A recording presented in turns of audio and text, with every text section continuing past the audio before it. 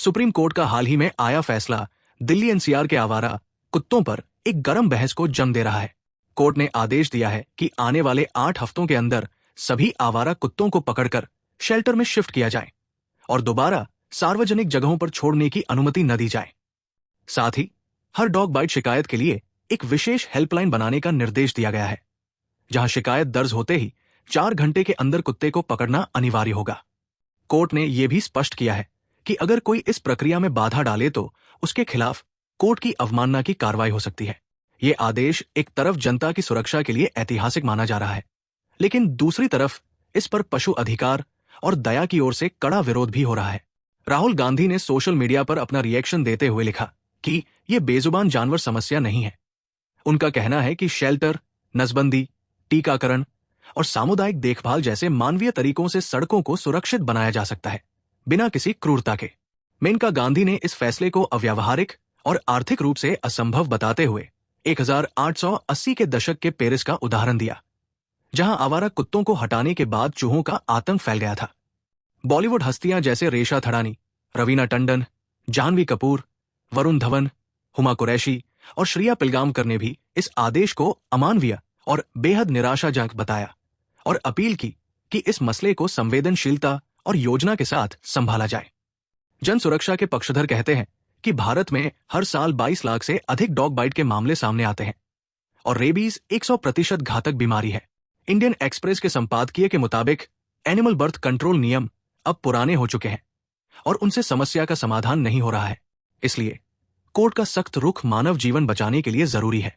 वहीं पशु कल्याण कार्यकर्ताओं का कहना है कि बड़े पैमाने पर स्थानांतरण से शेल्टर हाउस ओवरक्राउड हो जाएंगे, बीमारियां फैलेंगी और कुत्तों की अनावश्यक पीड़ा बढ़ेगी।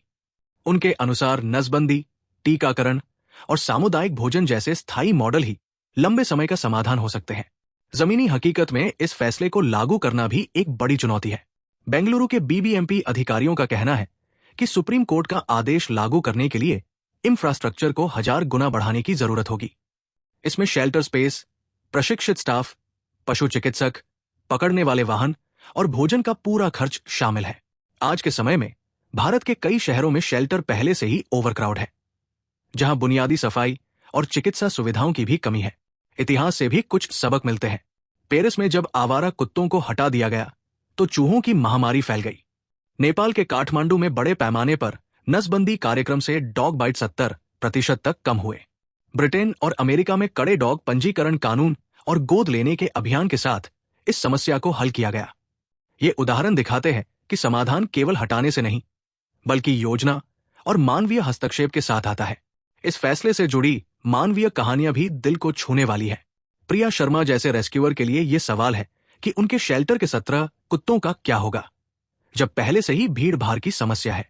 दूसरी तरफ राजेश यादव जैसे लोग हैं जिन्होंने अपने बच्चे को रेबीज के कारण खोया और जो इस निर्णय को बिल्कुल सही मानते हैं। आखिरकार ये मुद्दा एक संतुलन का है। जन सुरक्षा और पशु करुणा के बीच एक स्थायी रास्ता कैसे निकाला जाए। कोर्ट का निर्णय एक दिशा देता है, लेकिन इसका जमीनी असर और व्यवहारिकता अभी सामने आना बाकी है। सवाल यह है कि क्या हम इस मसले को सिर्फ एक कानूनी आदेश के रूप में देखेंगे या फिर इसे एक अवसर बनाएंगे जहां इंसानियत और सुरक्षा दोनों साथ चल सकें।